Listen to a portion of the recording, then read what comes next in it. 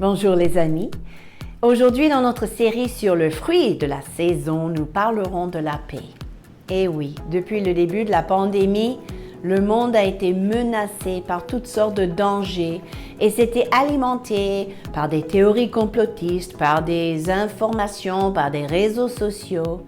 Et là, tout a contribué à priver l'humanité de la paix. Pourtant, la paix est le fruit du Saint-Esprit. Je voudrais focaliser sur cet aspect du fruit parce que c'est quelque chose qui est produit à l'intérieur de nous et ce n'est pas quelque chose qui dépend de ce qui se passe autour de nous, à l'extérieur. Le problème, c'est que les gens ont tendance à chercher un substitut pour la vraie paix de Dieu. On a même les notions comme être zen. C'est une philosophie bouddhiste, ça. Mais ce n'est pas une vraie paix, c'est une paix artificielle. Ou même la notion de décorer et installer sa maison style Feng Shui, un truc chinois pour apparemment canaliser les énergies. Mais tout cela n'a rien à voir avec la vraie paix de Dieu, qui vient de sa présence en nous, qui vient de notre confiance en lui. Aujourd'hui, je vous parle de cette paix insondable.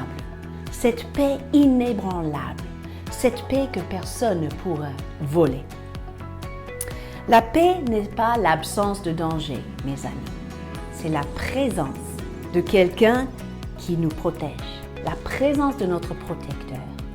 La paix n'est pas non plus l'absence du combat. Non, c'est plutôt la présence de celui qui a tout vaincu, celui qui a triomphé, notre vainqueur. La paix n'est même pas l'absence de l'incertitude, c'est la présence de celui qui est digne de notre confiance en toutes circonstances. Pourquoi? Parce qu'il est souverain, parce qu'il est sur son trône, parce qu'il est au contrôle. Alors, c'est à nous d'alimenter cette confiance en Dieu, parce qu'en faisant ainsi, nous protégeons la paix qu'il nous donne. Pierre l'a dit de cette manière dans 2 Pierre 3,14. Appliquez-vous à être trouvé par lui sans tache et irrépréhensible dans la paix. Concrètement, ça veut dire que si je passe plus de temps en écoutant les infos ou en regardant les réseaux sociaux, qui est rempli de tout et n'importe quoi, qu'en contemplant lui-même, le Seigneur mon Dieu, contemplant sa parole, ma confiance et sa paix, mon autorité est érodée et ma paix peut petit à petit disparaître. Vous voyez, l'inquiétude, l'angoisse, c'est un peu comme la moisissure sur du fruit. Ça vous est arrivé de prendre dans votre panier de fruits une poire et il y a une tache? Et pourtant, la Bible nous dit de vivre sans tache dans le verset que j'ai cité. Mais cette moisissure d'inquiétude s'attache à l'âme.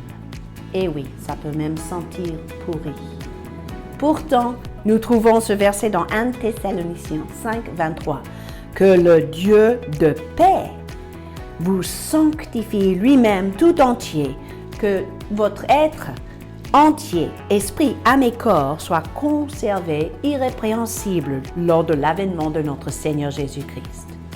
Ça veut dire que sa présence peut enlever cette moisissure qui s'attache à notre âme. Marc 9, 50 dit ceci.